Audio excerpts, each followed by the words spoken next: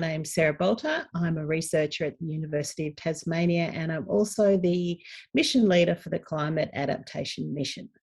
So the mission has been set up to bring together information around how we will adapt to climate change.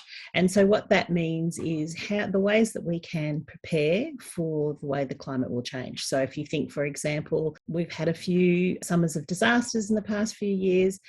And the concept is, if we think ahead and we recognise that we might have more years where we'll experience some of those more weather extremes, are there things that we can put in place to make sure that we avoid loss of property, loss of lives, and some of the difficulties that changing climate can bring?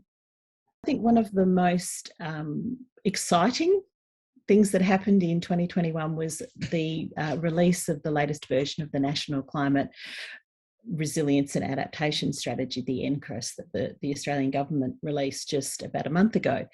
And it's tricky because with reducing emissions, we have targets, we have numbers. We can say things like, we want net zero emissions by 2050. For adaptation, it's quite difficult to say what it is we're trying to achieve.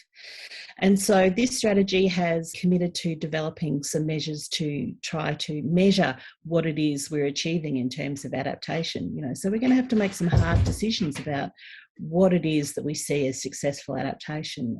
And the release of the policy is a useful step because it's saying that the Australian government has recognised that there's a gap in terms of the work that that's already going on at the local level and state and territory government levels, to say, look, at a national level, we really need to understand where it is we're going in terms of getting ready for the changes to the climate.